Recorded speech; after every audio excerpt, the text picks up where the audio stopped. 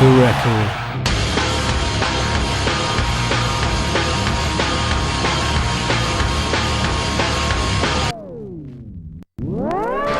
Well, hello, and welcome to Off the Record. 8 remaining weeks of rockumentary madness. Still to come, we've got Metallica's Some Kind of Monster, but tonight is the one I've been looking forward to the most. But this is a job that I can't just do by myself. We need someone who is a rock legend, and he is a rock legend because he played in Machine Gun Fellatio. He's on the telly, on Max. Chit Chat, welcome, and tell us about tonight's rockumentary feature. Well, Brendan, I think you're more qualified. Besides being a radio giant, Brendan, you're a punk drummer. I was a punk drummer, possibly the worst one in the world, but if you know punk music... Hey, that's what you want from your punk drummer. You don't need talent. Now listen, The Filth and the Fury, we've got it today, and this is, The Great Rock and Roll Swindle was a big film about the Sex Pistols originally, and it was Malcolm McLaren who was their manager's version of the events that happened when they ripped off all these record companies for huge amounts of money, which gets mentioned in this film today. But the band were very unhappy with what Malcolm had made up, basically, and so The Filth and the Fury is the Sex Pistols talking about what happened, including Sid Vicious, who was obviously is dead now, and you find that out, and he dies in the course of this film.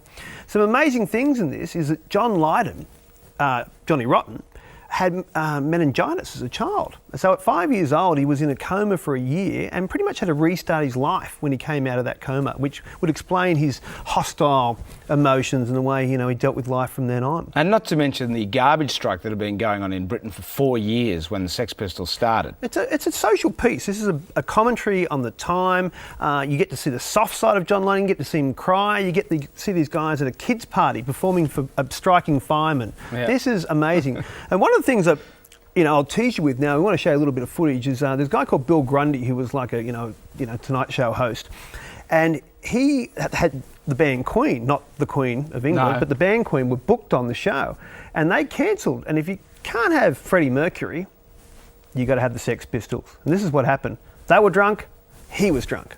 Really? Good Lord. Now, I want to know one thing. Beethoven, Mozart, Bach and Brahms have all died. Ours, aren't they? Really? What are we saying, sir? Wonderful people. Are they? Oh, yes, they really turn us on. What do they do? Well, suppose they turn other people on.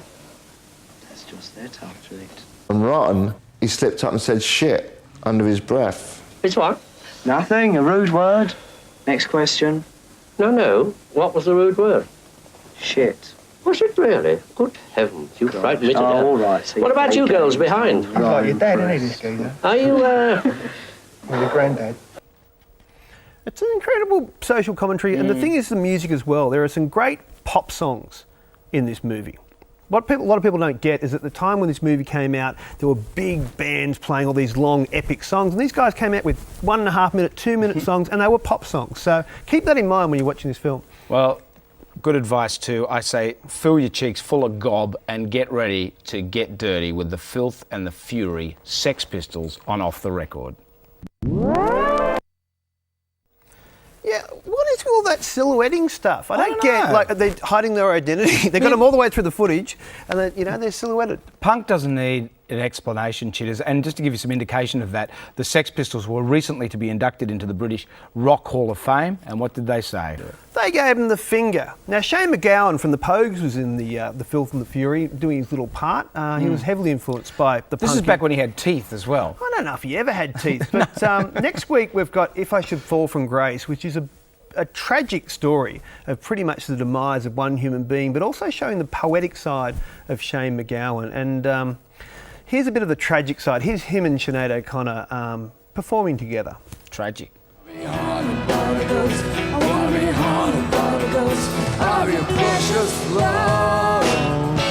I've been reading all this stuff about you, this very public row between you and Sinead O'Connor. She said she was going to shop you for heroin, isn't that so? And she did. I think it's bloody obvious that she does everything for publicity, and and at this stage of the game, she doesn't even give it, she'll do anything for publicity, you know what I mean? When I first saw you standing in the street, you were so cool you could have put out Vietnam. Well, there you go. I think she's a media slut myself too. I think he's right, but it is will tear you in half, this film, because you can't tell if he's just an old drunk or if he's the greatest thing to offer from the poetry community of Ireland. What about my Shane McGowan dribble? Come on, do it. Next week, we'll week. be checking that out, if I should fall from grace. Check out the real thing that is the Shane McGowan dribble. It's off the record. Thanks a lot. We'll see you next week.